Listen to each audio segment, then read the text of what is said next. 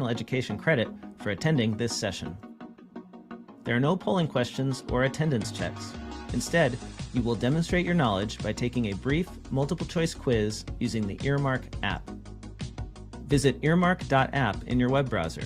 You can also download the mobile app by scanning the QR code on the screen. Log in, or if you're new, create your free account. Be sure to use a valid email address because that's where we'll send your course completion certificates.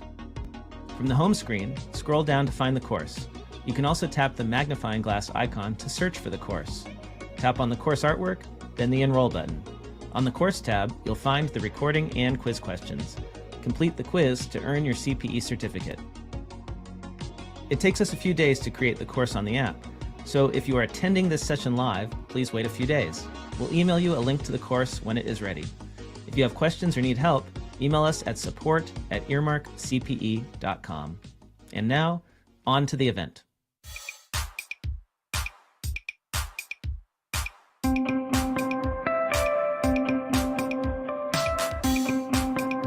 We are about to begin the QB Power Hour webinar series. The QB Power Hour is a free bi-weekly webinar series for accounting professionals presented by Matthew Fulton and Dan DeLong, who are very passionate about the industry, QuickBooks, and apps that integrate with QuickBooks.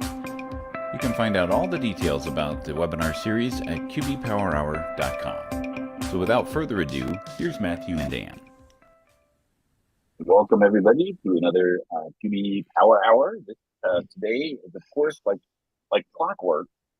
As soon as we go live, my machine, my other machine just restarts. So, and behind me, if you hear anything, they are tearing apart the RV park that we're in. So there's bobcats and heavy machinery behind me. So I apologize for that. But that's I can't move a construction job. Unfortunately, I don't have that much pool in the park here. But Matthew, how are you today?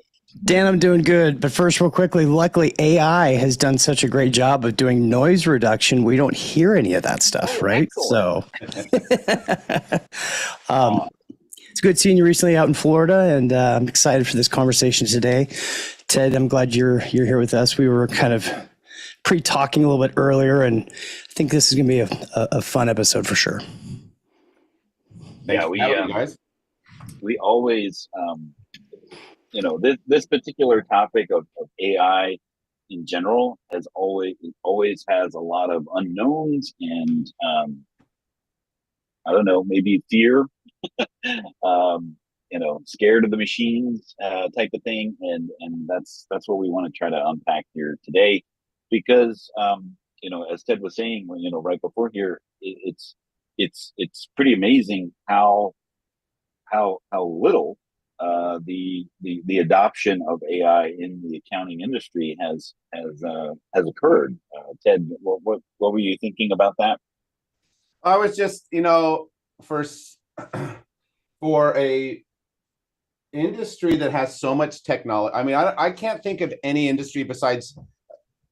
Actually, I can't think of any industry that has so many dedicated apps and technology and all this stuff.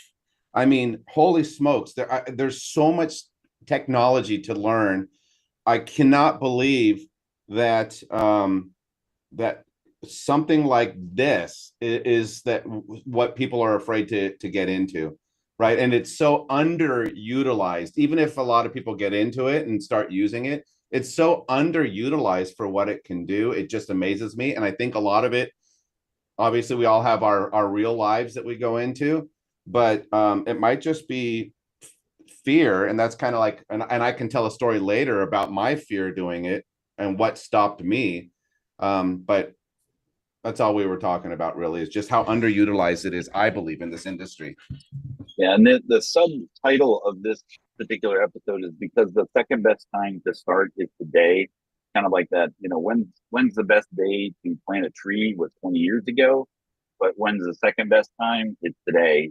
So this is really what we're kind of going to focus on here today, is about a way to kind of jump in to the deep end of the AI pool without losing your floaties, I guess. So, my name is Dan DeLong, owner at Danwich School of Bookkeeping. Worked at Intuit for nearly 18 years, co-hosting today, as well as the workshop Wednesdays tomorrow, Wednesdays, oddly enough, at schoolofbookkeeping.com.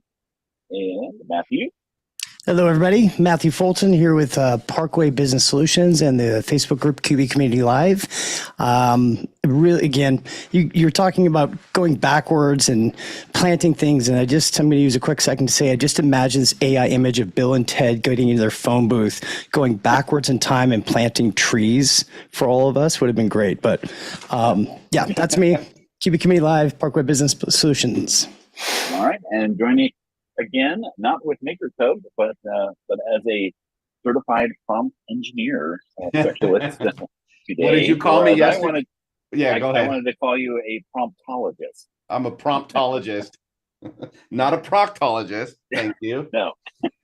Yeah, did and you find the latex gloves or no? I forgot the latex gloves. They were all too small for my hands. So, no, and I'm a self-proclaimed propeller head. Anything technology, app-wise, everything I just completely love. Anything that's going to build efficiencies. And that's really how I've kind of tried to build my career, is how do we build efficiencies for people that, especially folks that are trying to do this whole value-based pricing, right? So efficiency is key in our industry. The faster you can do something, the better it is, as long as it's accurate. Right, because speed is important, but speed without accuracy is horrible. So how can we be more efficient but still contain and keep that accuracy? Yeah, there was one of the values at Intuit was I can't remember what that value was, but it was work fast, and they ended up changing that value to work smart, work fast. Right, because you can do dumb things fast. Yeah, and that's kind of how AI is kind of fitting into this picture. I mean, the speed of which this technology is coming in and really disrupting a lot of things. I think that's part of the fear. I think that of people feeling like it's going to leave them behind with AI, right? So before we get into the meat and potatoes, let's do a little housekeeping. Details about the QB Power Hour. It's every other Tuesday at noon Eastern. It's eligible for CPE. Makers Hub used to be our CPE sponsor, so appreciate what you did there for us, Ted. But now we're using Earmark for that. So after the session, about 5 days later, there will be a course to take over at Earmark to get the CPE credit, and I'm sure Ted is appreciative that he doesn't have to do all that. It was Dan. It was a good transition period. It was good helping you out in the transition period. But yes, it was a lot of work to create 88 CPE certificates and making sure that everyone was there on time and stuff. Yeah, exactly. So we do have an Earmark channel for QB Power Hour. You can always check the link out there. If you have specific questions about the topic that we're going to be talking here today, please put them in the Q&A. You should see a little Q&A button at the bottom of the webinar. That helps us keep track of those questions, because as all of the AI bots that are joining us are announcing that in the in the comments. So those comments just seem to go by and scroll by really quickly. So appreciate if you have specific questions, please put them in the Q&A so we can make sure we can either address them live or follow up. And but if you have just general comments, please put them in the chat. And then we also have the links for the handouts, which I was about to socialize, but again, my computer restarted. So hopefully we've got those in the social media live stream as well. We also do have a QB Power Hour store, so you too can have a pink hat like me. I need to order one. All right, so we're going to start off with our first polling question as a kind of a setting the stage and setting the foundation of what we're going to talk about here as a self-assessment. What is your comfort level with AI. Anything from novice, where it scares me, to I'm an AI ninja, fully embracing this technology and incorporating the advanced features. And Ted, can you kind of talk about your journey with AI, like how you So became a promptologist? a promptologist, yeah. So I started, you know what the funny thing is so I was hearing about this AI thing, and this was way back when, a few years ago, when AI actually was only up until I think it was September of 2021. So anything new, we were in 2022, or the late ends of 2021 when I started using it. So anything new, it had no idea. You couldn't ask, any, like, who won the World Series, or what are the odds. You couldn't do anything like that. And so when I first started out, and probably there's a lot of people like novice, it scares me. A lot of people, or myself in particular, thought there was a specific like magic to asking the prompts. So I searched all over the internet when I first started using ChatGPT for ChatGPT prompts. How do I do prompts? How do I do this? And what I soon found out after searching for weeks and weeks is that there are no specific, anyone can give you, oh, here are 10 prompts that you should use, everyone should use in accounting. But realistically, that's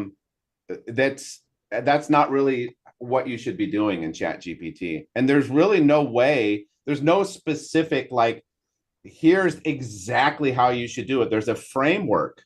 And so that's what I didn't really realize until I became a promptologist.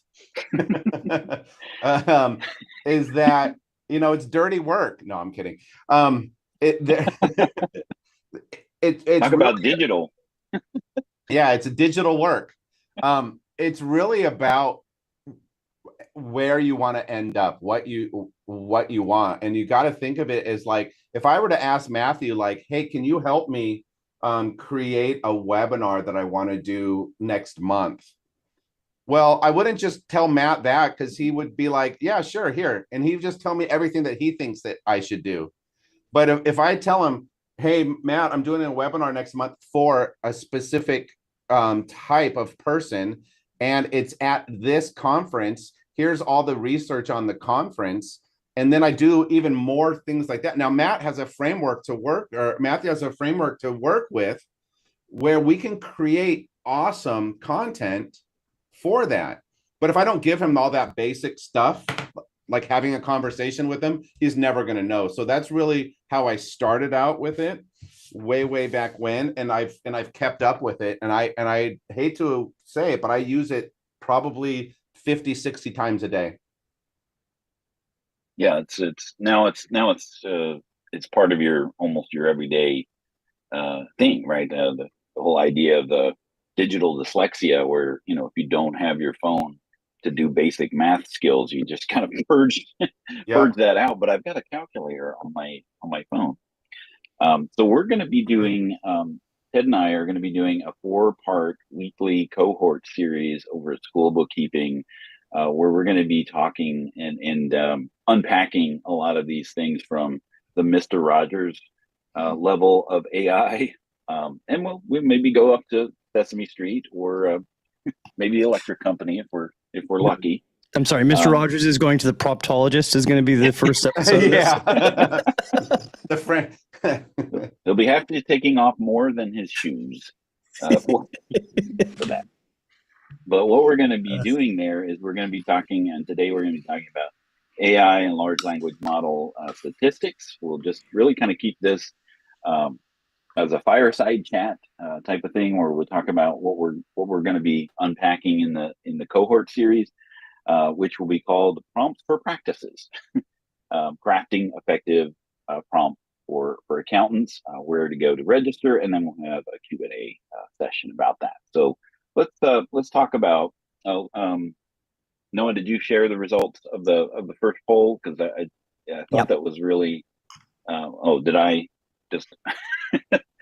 So it looks like about 60, almost 70% are in the novice to basic level of the comfortability with AI. So let's talk a little bit about the impact of AI in small business, as far as an understanding of how businesses are using AI and the large language models. I really like this slide that you created here, Ted, about, because that's part of the thing for me was what is Claude, what is all of these other, Gemini, or Bard, I think they called it originally, and now it's got a new name to it. It's trying to keep all the players straight. But talk a little bit about this, Ted. Yeah, so there's a few things here that really strike me as especially in this industry. ChatGPT is like the the Intuit in cases of this whole AI large language models.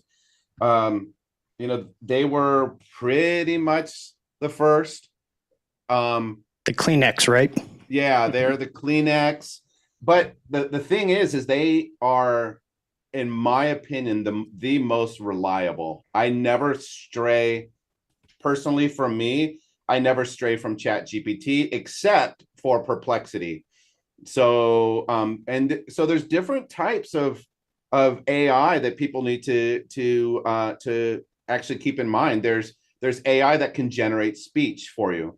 11 Labs, which I can give it a script, and I can either choose my the audio person, or I can upload snippets of myself and create audio. There's like Gemini, there's Microsoft. So it all depends on what you're doing it for. So like Google Gemini, if you put it into the Google suite of tools, works perfect if that's what you're going to use it for. You can also attach ChatGPT to Google as well. But so it all really depends on what you're using it for. But the thing is, really quickly here, is that some of all these other ones, while you might like to use them and they're fine, they may not have the same technology as like just a regular old ChatGPT. So it really matters what you want to use it for. So Ted, can I just real quickly have you step back just a little bit, and can you give us a quick definition of what a large language model is? What is an LLM, and why is that important in what we're talking about? Yeah, so a large language model takes context from a person, right, and then will spit out what an answer like a real person would. So it takes your question, spits it out, and contextualizes it like you would in a regular conversation. Large language models are huge data sets, and I could really talk about like the prompts, what it does. But Matthew, what it really does is it takes your sentence, and then it breaks it out into little chunks. All right, so it's like for instance, the bill is due on May 1st. So we'll take that and it actually chunks that out, the bill, and then it says is due, and then it has the date. So it separates all that stuff out. Yeah. So it understands and then puts it back together so it can understand what you're talking about. The date actually referring to a date in the future that this document. So almost like, Matthew, do you remember when we were, not you and I together, but when you were in grade school and you had to cut a sentence apart and find out what is the adjective, what is the noun, what is the verb, and all of that stuff to show the context of a sentence.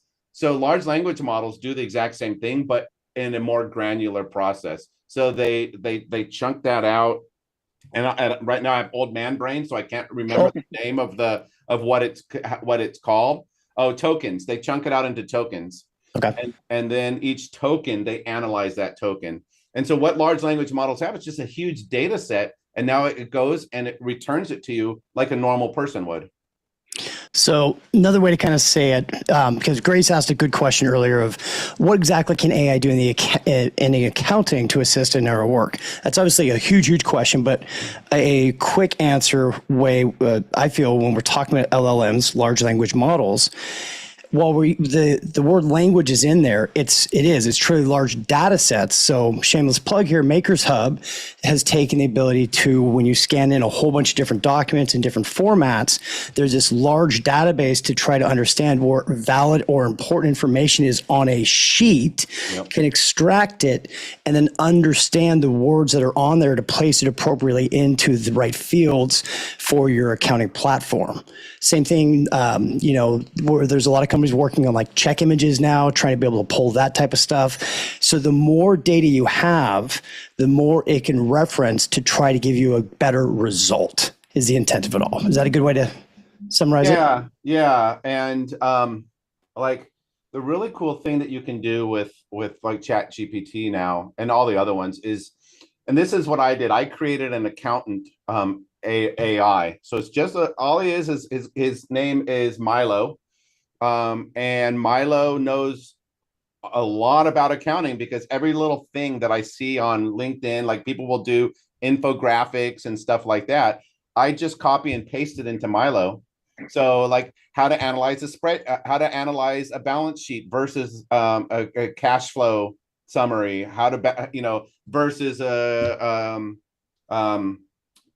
P&L, and all of these other things, income statement. And so I just upload as much as information on accounting that I could find into Milo. I also have him look at different websites, and then now I can do things in accounting that maybe we couldn't do before. But I don't use that as the true source, right? So people will be like, I don't trust it. Well, you shouldn't. That's the point. But it helps you get to where you want to be faster. There's a lot of words here about the statistics, and usage and adoption. Anything you want to kind of encapsulate, kind of take away of all this? Of course, you can download the slides and take a closer look at some of these statistics. Ted? Yeah, I think that what people need to realize on this is that the businesses don't think of it as it's going to take my job away. Think of it, especially like I said, being the propeller head that I am, what can we in this industry use it for, right? And we all know that there is kind of a gap between like how many hours we can work and how much especially if you bill by the hour, you can only bill so many hours, right? But if you're value based, the faster we can do things, the more hours we can bill. So if I can take a balance sheet and have the first pass of analyzing it go through AI before I look at it, it's almost like, Dan, like what you say, having an intern look through my stuff. I wouldn't just send my intern's report to my client, but the intern's going to look and look for anomalies for me and things that are like red flags. And then I can review them with the data, with the mindset of an accountant to put my spin on it. And then I could even put it in and say, okay, Chat GPT, create the summary report for my client for this. But that doesn't mean I'm going to send that straight to my client. I still need to, review. Now I take that summary report and build my report off of it. But how much time does that save us? It's astronomical when you use it as just the first set of eyes and create, instead of staring at a blank piece of paper, I always tell ChatGPT to write down a summary of my ideas. And then I don't start with a blank piece of paper. I just save myself 3 hours probably. And then the other thing, 49% of companies are currently using it and 30% intend to use it in the future. So for all of you, I was amazed at how many people said it scares me. It was like, what'd you say? Like 60% of people said they're in the first two buckets. Yeah. And we're like 5 years almost into Chat GPT, artificial intelligence right now, and large language models. It's time, like you said, Dan, it's time to start thinking about it. It's the new disruptor of the day. You look back at all the different things that disrupted the accounting industry. Cloud accounting is the latest, up until this point. Excel, right? I mean, you can go back to all of these things Well, you think where, about, I'm oh sorry, my Matt. God, it's gonna change the, it's gonna take my job, right? But it's not. It's just another tool that can assist, and to your point, you know, provide you more leverage to do the things that you want to do faster, right? Think And about I it. think, They're in Dan, they talk about them as eras, technology eras, yeah, right? So we had the first era was the www era where we connected everyone online. And that was a game changer for all of us. And then there was the cloud era where we actually started sharing data with each other. Then there was the mobile era where now we're connected to our mobile phones. And now we're in the AI first era. And so this is it's not going away, and this is where it's really going to be. Yeah, thank you. Matthew, you're right. exactly. So this one, what accountants are using AI for, right? You've got the basic level where it's creating some content. So starting you off with that 3 hours of savings, like you were just talking about, instead of staring at a blank document, get it to start with that rough draft, and then the intermediate level. So you want to kind of talk us through these different levels? Yeah, so if you think about it at the basic level, and it seems like probably 70%, I don't mean to, like, if it's less, that's fine, but it seems like 70% of the people on here are at the very basic level, using it to look at an email. Is it right? I want to create an email for this and that, or I need to create a blog, which, people are probably not using it the right way, even if they're using it in the basic level. Now, Mhm. the intermediate level, we're allowing large language models or AI, chat GPT, whatever you want to call it, we're allowing it to take it up because we're starting to trust it more. So we're allowing it to take us to a different step where, all right, I want to create maybe generate a demand letter, but I'm still not using it to its full potential. Or I'm generating a letter to a client that I need to fire, or I'm maybe creating small, easy SOPs, little things like that, right? So that's more of an intermediate level. And then maybe you're going in, and if you know what a GPT is, we're going to talk about it extensively in our School of Bookkeeping training that we're doing, but creating GPTs or using it to ask questions about a product. How do I create a formula, an Excel formula that sums all of this really cool stuff, and it just spews it out for us and shows us how to do it? That's pretty intermediate, right? Or how do I create a button in HTML? That's pretty easy. But you can say, how do I create a button that goes to this specific link with these colors, and when I hover over it, it changes colors, and when my mouse clicks on it, it shakes. So you could have it do more than just create a button in HTML. You can have it do every single thing and create the web page for you that the button goes on. So intermediate is just really basic, a tiny bit above the basic. We're getting into knowing how to create somewhat crafty prompts. The advanced level, we've created Milo, like I have, who is an accountant in my little chat GPT world. And Milo knows a lot about accounting on a pretty awesome high level, because I feed in every single news thing that I get about it. I have him look at websites, all sorts of stuff. So anything I want to ask Milo or analyze, or Milo, today is the end of April. You're, as an accountant, what are you doing today? And Milo will tell me what the average accountant is doing. So now me as a marketer knows what to actually talk to the accountants about. So now we're getting more at an advanced level, right? Milo can analyze reports. I can have Milo generate demand letters, and I can have Milo actually generate them based on a level of friendliness, aggressiveness, and how late it is.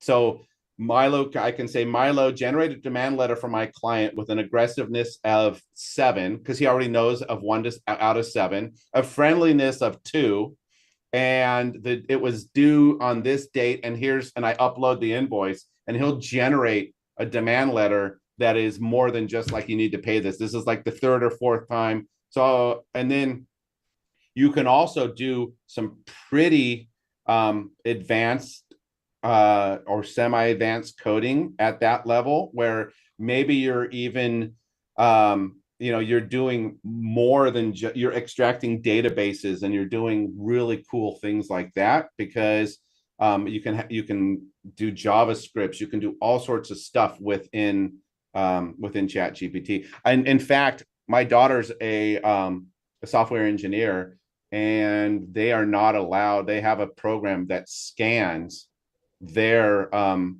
they use artificial intelligence to scan their back-end code for minute errors. They're not allowed to use large language models to create code, but they use it to scan the code for errors. And then at the Ninja level, you're using it to think about it this way. If you could create a GPT, and like I said, we'll talk about it, but a GPT is memorized information that you put in a little area of ChatGPT. Think about this. If I have a GPT where I can upload all of my SOPs, I can upload all of my company like hiring information and all that stuff. So when I have a new employee come on board that has questions on standard operating procedures, they can just go into my GPT that I did, and I said, so if we have a client that refuses to give us their bank account information for QuickBooks Online, what do I do? And it just spits out all that information. That employee's just saved a lot of time having to go and ask people around the office what they should do in specific areas of the business. So now I'm like, all right, how do I do X, Y, and Z? And the ChatGPT just comes out and tells me how to do it based on my company. Yeah. Good question here in the comments. How secure? And I think that was part of what you were kind of alluding to, where you don't want what you are training it on to be training everybody else, which gives that specialness, I guess, to Milo over sharing it with everyone in the world, right? Yep, because Milo is basically an extension of what Ted wants. So if we each had our own Milos, it would have its own characteristic of the company that we work for. I can have Milo be Jason Stats and react to me like Jason Stats, and I actually have a Jason Stat bot. If I ever want to create a video that's kind of halfway funny, I put it through my Jason Stat script builder, and it builds that script out. So I can have ChatGPT review YouTube videos or things like that. I actually had ChatGPT. I have a Ron Baker ChatGPT for value-based pricing, believe it or not. So it's there's no end to what you can do. And how does someone keep that from being leaked, I guess, but like how do you, well, your ChatGPTs you can either share publicly or keep them private to yourself. Now, if somebody gets it, I mean, I really don't care, because I don't put social security numbers in there and stuff like that, right? Mm-hmm. Which I still would never do. I wouldn't upload a report and say, analyze all of my employees, give me a social security list, alpha or numerically from smallest to large. I wouldn't do anything like that. I would think of ChatGPT like if you were in a doctor's office and had to follow HIPAA rules, what would you put into a computer system outside the doctor's office? That's a good rule of thumb. There are certain service providers out there that allow you to spin these up into your own closed environment, but it becomes like the cost of it is exponentially higher. So that would be something you would research once you've really developed something and you've got a tool. If you really needed that private information there, the key thing really is personal identifiable information. You don't want to you don't want to have that in there. You don't want the liability of that would be the key, I'd say. Yeah, I would think of it, Matthew, just like any other thing. Are you gonna put like your employee, or not your employees, but all your clients' data up in an unsecured Google Drive that maybe it has a share link to somebody that you don't like, a deep folder that might be shared with somebody, right? You wouldn't do it. And I wouldn't do it on here either. But Agreed. the thing is realistically, we shouldn't even be using it for that. What can we analyze with people's personal data? Like a company, I can understand a company. All right, I'm uploading a balance sheet for a company. Okay, it's really just numbers, right? I mean, it's not like I can take that now and infiltrate the company and pretend like I'm the CEO and access his credit card information. For the most part, that's not what you're uploading anyway. Good point.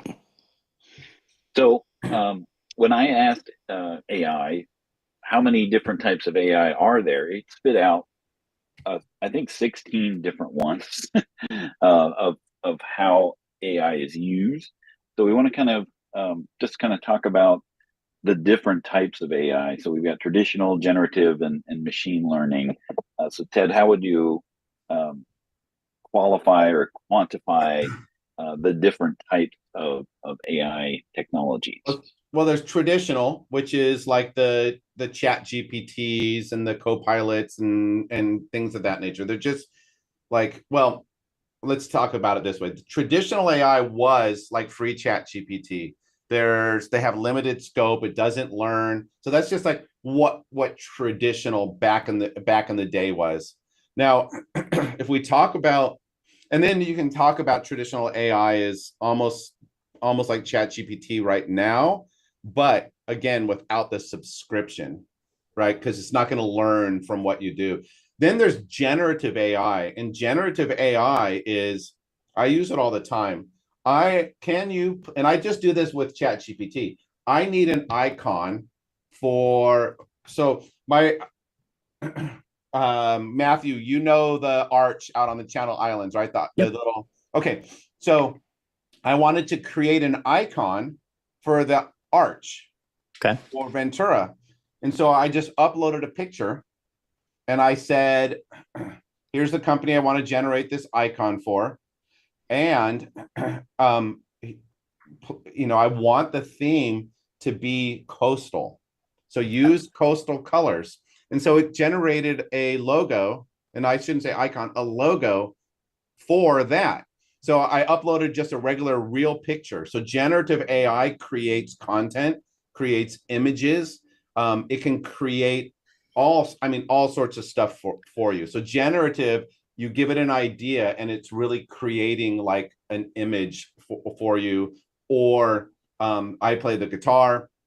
I can have it create a song for me based on an accountant's. I actually, one time I was doing a webinar for AI, and I had it create a song for accountants around April 15th about how crappy their clients are when they get right around that time, asking for things or not giving them the right paperwork that they want and stuff like that. And it wrote out the song. It gave me all the chords. It told me how to strum it and everything. And I sang that song, and I sang that and played that song on one of my webinars. And then machine learning, yeah, data. It's like my Milo, right? My Milo learns. I have to tell it to learn, but my Milo also learns when I just type things into him as well. He just keeps learning. I can hard code learning into Milo, or as I'm typing, Milo learns as well.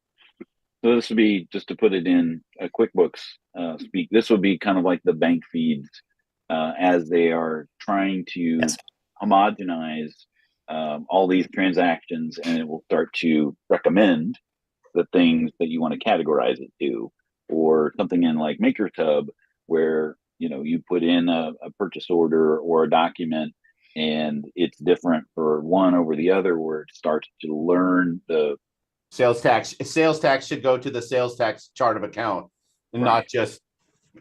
not just to cost of goods sold or whatever you want to put it to. Yeah. Which I think this leads to a question that was posted in here. What is the possibility of AI basically becoming self-aware, Very. or becoming corrupted based on the things that it learns? Skynet is real. Yeah.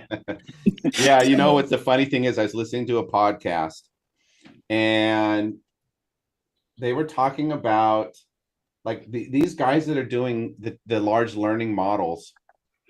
Didn't they watch all the movies we watched growing up? I know, right? Like, come on. Like, there's literally what the hell? a whole lot of movies saying this is a bad idea. Yeah. And guess what? They know it too. They're like, yeah, we know that this is a possibility, but obviously we're in an AI race right now. Is it going to be the United States? Is it going to be China? Who's it going to be that is the AI dominant country? And it really matters because AI, if you think about AI, what we do just in accounting, think about what we're going to use AI for in defense in the future, what we're going to use AI for in all sorts of like negotiations and stuff like that. So yesterday, I was listening to a podcast as well, and they were specifically talking about AI. They had mentioned that, as an example, having AI research AI itself and how to do certain things. And this kind of leads us towards the different levels or layers of where it could become a problem. But currently, AI can complete a human task that's like a 1 hour task. It can complete it faster with a 50% accuracy, and it is improving and doubling in time, like how much it can do every 4 months. So when they talk about artificial intelligence, they also talk about human artificial intelligence. In other words, artificial intelligence becoming as intelligent as humans instead of, I'm not going to get the term right, but like super intelligent, the next level above. And they compared it to a toddler versus an adult. So a toddler trying to teach an adult something is not going to happen very easily, right? The adult can even placate the toddler and make him, oh, you're so cute. You're teaching us such wonderful things. So the concern is when we go beyond human artificial intelligence, are we going to actually understand what it's truly capable of or not? So, and is it going to go Skynet? Nobody really knows, but I don't think in our lifetime we're going to have to worry about it. But it's the fast as it's actually increasing in knowledge is amazing. I'm amazed every time I log in what I can do with ChatGPT. Every freaking time I log in and I do something, not because it's actually changed, but because I just thought of a different way of using it, and I'm like, holy smokes, and then like when you can do things like copy and paste images and it can read it and then store that information. That's why I said every time I see anything about accounting, infographic, whatever, as long as it comes from a source that I trust, I just copy and paste it into Milo and have Milo learn it. Do you ever talk to yours? So a little tip I like to use is on my ChatGPT, you can hit the side and ask it, can you explain how AI can be used in accounting today? Absolutely. AI can be a game changer in accounting. It can automate repetitive tasks like data entry, invoice processing, and reconciliations, which saves time and reduces human error. It can also analyze large volumes of data quickly, helping identify trends, anomalies, and potential risks. AI-powered tools can assist in forecasting, budgeting, and financial planning by providing more accurate predictions based on historical data. Thank you. Sorry to interrupt you, but can you tell me, does that mean AI accountants are going to take over the world someday in the future? No worries. It's unlikely that AI accountants will take over the world. While AI can handle many routine and data. Yeah. It's Of pretty course, funny they 'cause would say no. hey, so Linda Russell, how you doing? I Hey, Linda. Yeah. talked to you a few times before. So try using perplexity.ai. So Linda says, I'm using ChatGPT as my search engine. Pro tip, perplexity.ai, it was designed to be an AI search engine and will give you better results than ChatGPT. Just kind of FYI. And I want to talk about this whole concept of AI hallucinations, which was really kind of like the catalyst of this talk that we're having, this course that we're creating, because we've all seen like the news of, hey, AI took the bar exam, or AI couldn't do math or couldn't do simple math, where AI hallucinates the truth sometimes. Like it could have just hallucinated that response that you said when you asked it, is it going to take over the world, right? Maybe that's what you think that you want to hear, right? And this whole idea of hallucinations isn't necessarily a flaw, but more of a feature. Ted, can you talk a little bit about the concept of AI hallucinating and just kind of making stuff up? You know what? AI hallucinating nowadays is more of, I don't know if you've ever heard of PEPCAP, but problem exists between keyboard and chair. So honestly, AI hallucinations prior to 4.0 ChatGPT was because it just didn't have the data, right? And it just tried to make up whatever it is.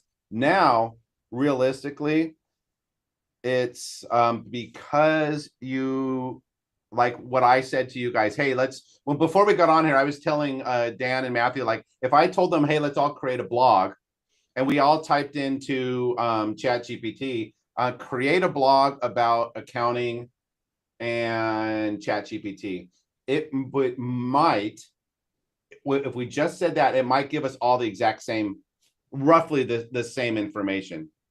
And it might not even know what we're talking about. Is it talking about like ChatGPT taking over accounting? Is it so AI hallucinations are a not so well crafted prompt now, except for like it used to be like you would ask ChatGPT how many R's are in strawberry, and it would tell you 2. Didn't matter how many times you told it there were 3, it would tell you 2. Mine, at least now, and I can only go off of mine, says that there are 3. So it is starting to learn, but it is in most cases now it's the user. Yeah, and it's this George Costanza gif here about like, it's not you, it's me, right? It's, if you're not getting the outputs that you want, you really need to change the input that you're giving it.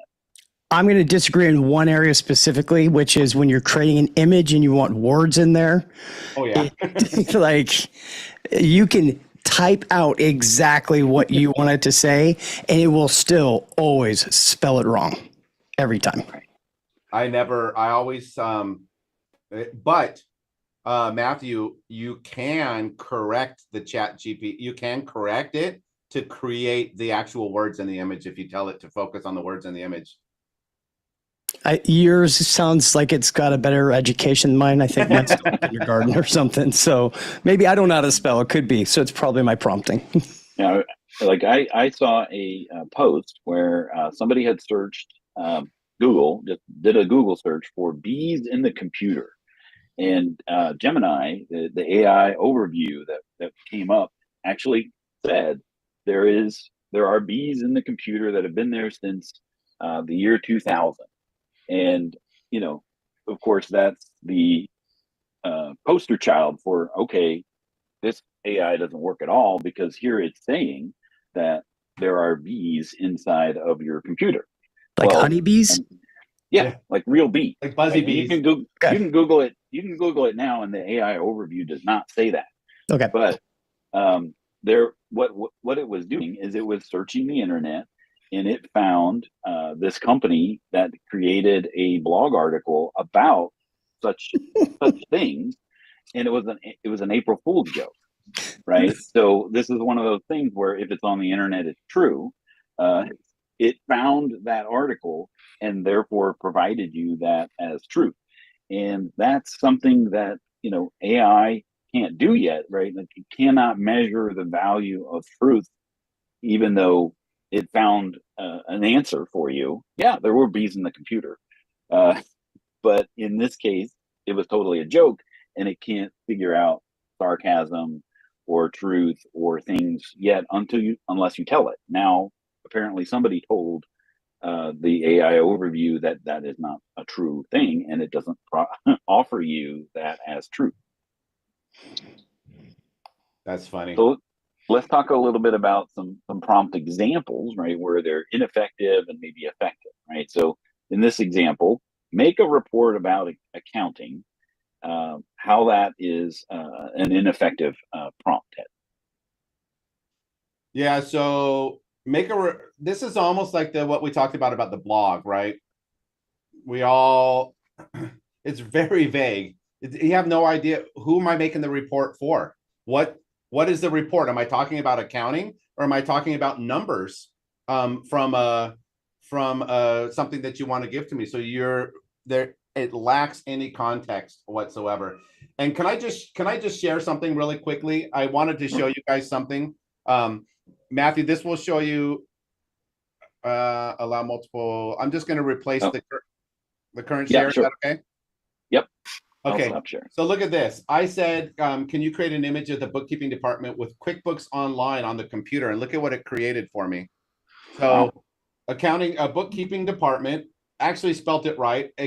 So look at how good it's getting now. QuickBooks, it's spelt wrong, but I could do it now, and I could say you spelled QuickBooks wrong up here, but it like small, like it says profit on loss, but it's still pretty darn good now, right? I mean, holy smokes, it's really crazy. So, go ahead and share again, guys. I'm sorry. That's where, so I'm sure other people have seen these reels, right? Where they'll be like, show us a unicorn with great, beautiful wings and make it magical. No, I mean more magical. Make it extremely magical. And they just keep building on top of it, on top of it, on top of it, on top of it until it's just absurd. That's some fun stuff you can do. Yeah. So here we're talking about, being more effective in your prompt, create a one-page summary report on the latest accounting trends for small businesses focusing on automation and AI tools. So just by adding more context to the input, you're going to get a more specific answer from the output, right? And then so also, Dan, when we were talking about basic and intermediate levels, that's that's an intermediate prompt right there. That's not even an advanced prompt, because there's still, it's contextually wrong still, but it's better than the other one, honestly. And that's what we're going to talk about in our little prompt thing as well. Yeah, so in the month of July, Ted and I are going to be doing a four-week cohort where each week we'll kind of break down 4 different modules, going from basic, what is it, to intermediate, advanced, and crafting prompts. And each week we'll also have some homework. So because it's at the school, we'll have some homework, some assignments. There will be a cohort only community where you can put in questions and we can talk about them in a weekly follow-up and Q&A session. We can do a group discussion about the prompts that are being created and the outputs, and Ed will be there as the subject matter expert and the promptologist of the of the group, to be able to kind of really dissect and allow us to really unpack that prompt and why maybe it gave us the output that it is. And I'm going to try something really silly and allow you to pay for it what you want, right? There is just a small setup fee to make sure that it is that you're able to attend and we can keep the lights on. But whatever you feel the value of this sort of thing would be is entirely up to you. If you think it's just worth the $97, that's great. That's fine too. If you think it's worth more than that, that's fine as well. And hopefully at the end of it, you will find that it was worth what you paid for it. And we'll be able to level set that. So there's a link there to be able to do that. So any questions or thoughts about what it is that we talked about here today? Matthew, I know you were traveling the globe, before all of this, and what do you like in your journey with adopting AI? What has been your thoughts about this technology? It's been extremely helpful. I actually would probably put myself in between the beginner and intermediate, just because there's some more advanced functions I've used by accident. But it's not something where I was always using it consistently every single day. I've definitely been using it a lot more. I like being able to talk to it like I was just demonstrating and ask questions, because I can research different things while I'm doing stuff around the house, have this conversation, be learning at the same time. So I think that's pretty powerful. But I do also want to help spread an important message for OpenAI. They've asked you to stop being so polite to the overlords of AI, because it's costing them a whole bunch of money every time you run those extra prompts by saying thank you and it responds back to you. but Matthew, I always say please, just in case AI takes That's over. exactly right. You can. Yep. That way I know that when they take over, they're like, hey, that's the guy who always said please. Let's not make him a slave. Let's make him like run the slaves or whatever. I love it. Yeah, there's some good questions in there. When are we doing this? So this is in July. We'll be having the weekly sessions for content on Monday at noon Eastern. They will be for an hour, maybe an hour and a half. We're kind of baking in some extra time because I'm sure there'll be a lot to talk about. And then the follow-ups are going to be on Thursday for an hour at 2 p.m. Eastern time. So whatever that is for you, and they will be recorded. So if you can't make it for that session, they'll be there for you to review. And I'm sure we'll have an AI summary created from transcript, because the course and a lot of the content was created by AI. So we've actually leveraged AI to create a course on AI. So we're teaching humans how to use AI with AI, which is and you know what, Dan, there's one person that this is actually a pretty good comment. It says, might be possible that AI could replace the jobs, but for those who will update themselves and adopt the latest technology, AI can't replace it. Yeah. There's more likelihood that AI is going to replace your job if you don't use it. All right. Because you're going to be obsolete. You're not going to be able to do. So if you think about the competition in the industry, you're not going to be able to do it as quick as the guy down the street that actually has adopted AI. So the more you can adopt this stuff, the better it is for your practice. You might be obsolete if you don't adopt it because somebody else did and they're going to do it better. It's what Uber did to independent taxi drivers. Exactly. Yeah. They didn't, update their technology and stuff like that. And now who takes a taxi nowadays? I only take a taxi if it's more convenient. One's sitting right there and I'm like, all right, I'll just take a taxi. Yeah. But then the taxi driver is always arguing with me that, oh, you don't have cash that you can pay? Exactly. Yeah. You know what? My wife let me have $150 for this trip. I'm not going to spend it on a taxi. Yeah. I think Joe Woodard said it best at the last Scaling New Heights, which if you're going, you won't see me there because unfortunately I won't be able to go, but you'll see Matthew. But he said AI is not going to take your job. It's the people who adopt AI that are going to be taking your job. Yep. So if you're not going to see, a robot, come into the space, it's the person that is adopting bringing that Milo with them as part of their team. Yeah, 100%. All right. Well, we appreciate you joining us here today, Ted. And for those of you that might be considering joining the cohort, we look forward to continuing this conversation over at School of Bookkeeping.